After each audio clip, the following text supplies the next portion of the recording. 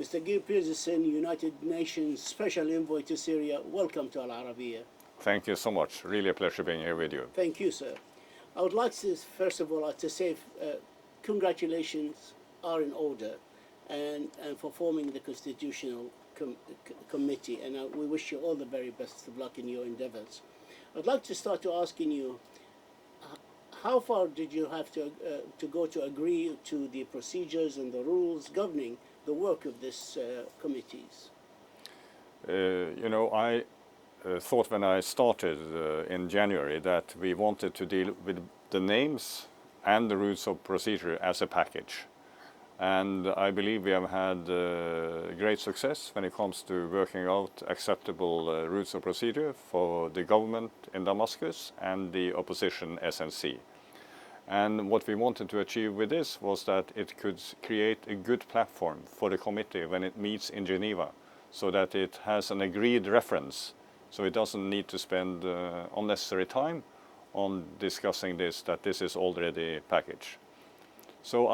And through this, I also believe we have managed to build, to build trust in Damascus, to build trust with the SNC, and for the first time, to have the two parties to actually agree on something.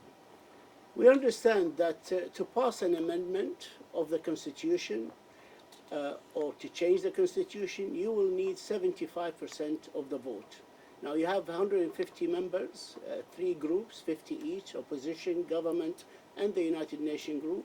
So you will need, by a rough calculation, about 113, 114, and correct me if I'm wrong, of the votes. Yep.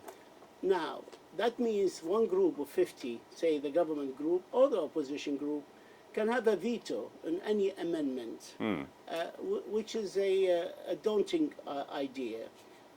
What would you do in such a case? I think the idea behind this is that no side can dictate to the other side what should be the outcome of this work.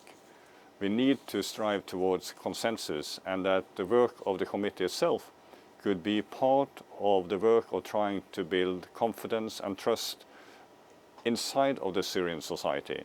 And you would want then an outcome of the work of the Constitutional Committee to be based as much as possible on consensus.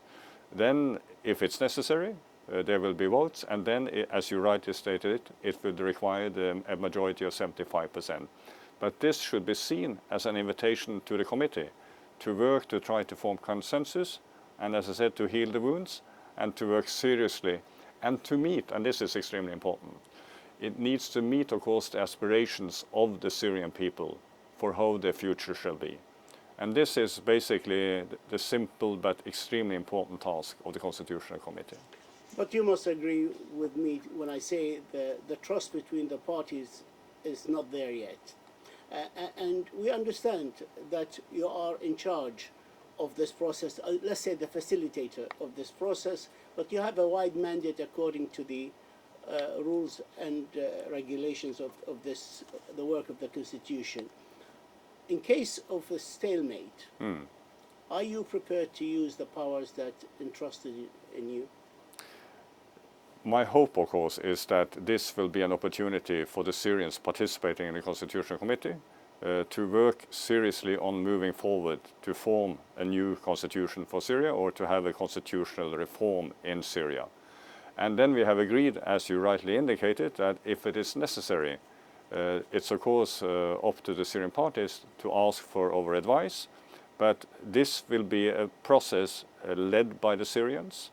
It will be the Syrians themselves that will draft their own amendments or a new constitution. It's up to them. And as you rightly pointed out, I will be there to help to facilitate that process. We understand the third group, the UN group, which is neither opposition or government. Many of its members, they still have families living in Syria. Yes. And we understand from some Syrians that some of them were threatened and some members of their families have been approached. How can you guarantee their security? Listen, this has been one of my main objectives, is to be able to guarantee the security of all members that will participate in the work of the Constitutional Committee and their families. Can you? And I have received absolutely guarantees from the government of Syria that this will be respected. And it is in the rules of procedure, there is a very strong paragraph on this.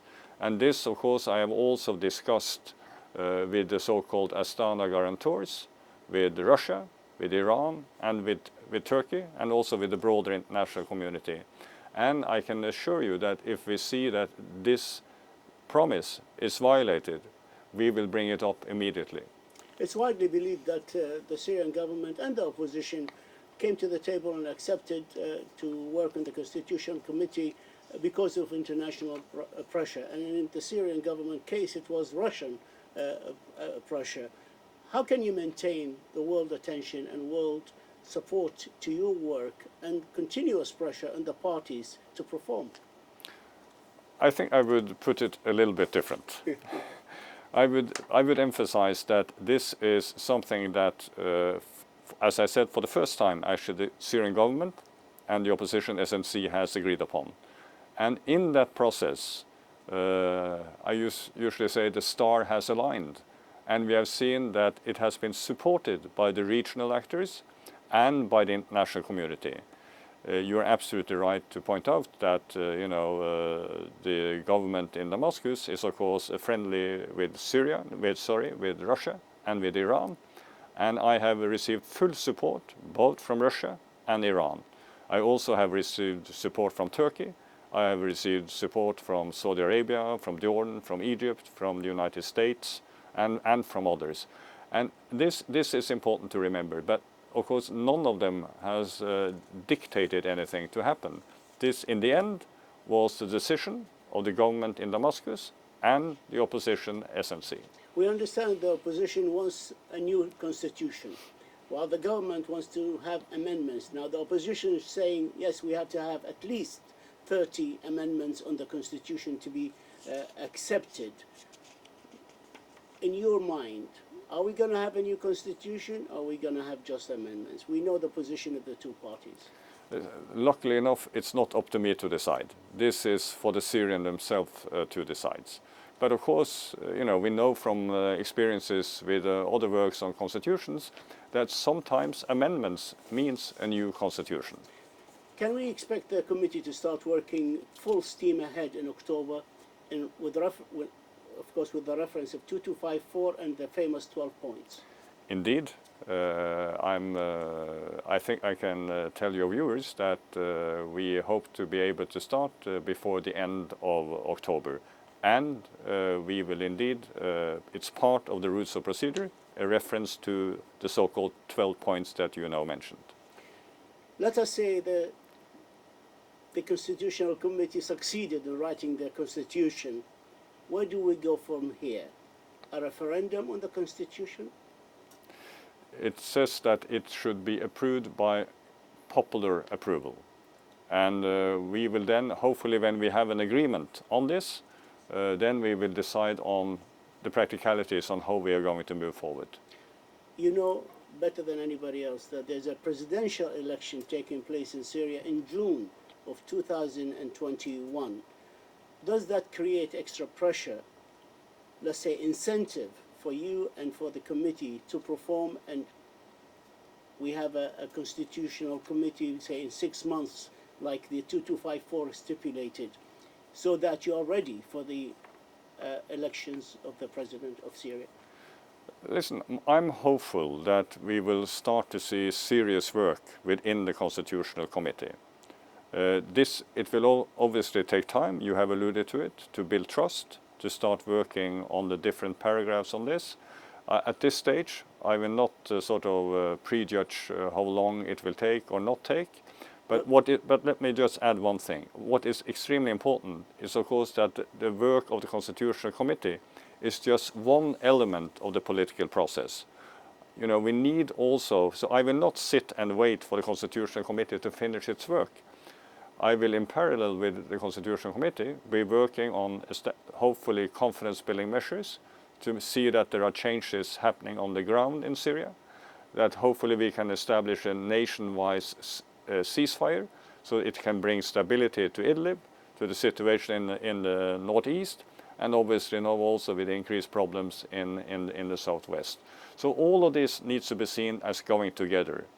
And I think if we are able to do what I'm now saying, also to build confidence, I think that would also have a positive impact on the work on the committee, and hopefully it will enable it to work forward to a successful conclusion. Talking about confidence building measures, what about the release of the detainees, the prisoners, the kidnapped from Syrian jails? Yes. As you know, this was one of my so-called 5 priorities that I mentioned in my first briefing to the Security Council. And I've said from the very beginning that this could be a very important confidence-building measure. It's of course a humanitarian gesture in itself. And it's an issue that needs to be addressed because there are too many missing, there are too many detained, there are too many who have been abducted in Syria. So I have, as you know, been working together with Turkey, with Iran and with Russia, and we have had 4 operations with releases. I believe that the numbers we have seen so far has not been sufficient. So I've been asking for the release of women and children and elderly, and hopefully that this can happen at a certain scale so that it will really make a difference and can help us to move forward and heal the wounds in the Syrian society. Can you, or can the UN, ensure a safe and neutral environment for any future elections in Syria? This is a very important question, and I do believe that if we are to have successful elections, we need to see that, of course, there is a different situation on the ground in Syria. And that's why I said it's important for us. Yes, we will work to make sure that the Constitutional Committee come up, it starts working seriously, but in parallel with this, we will work on the other issues to make sure that when the time comes, we can organize elections in such a manner. Time's catching up. I have one fast question. I asked many Syrians if they were optimistic with the formation of this committee. They said yes, but we are very careful. Is that the same applies to you? First and foremost, I'm very pleased to hear that people see this as an opportunity to move forward. It could be, the start of a new beginning for Syria. But we have to be realistic. We have to be honest and say, yes, there will be obstacles. But I hope that with the new environment we now have created, that we can overcome these obstacles and that we will see changes that will be to the best for the people of Syria. Mr. Geir Pedersen, we thank you for this television, Arabic television exclusive, and we wish you the very best of luck. Thank you, sir. My pleasure. Thank you so much for having me. You will need all the luck you can muster. Indeed, I do. Thank you, sir. Thank you so much.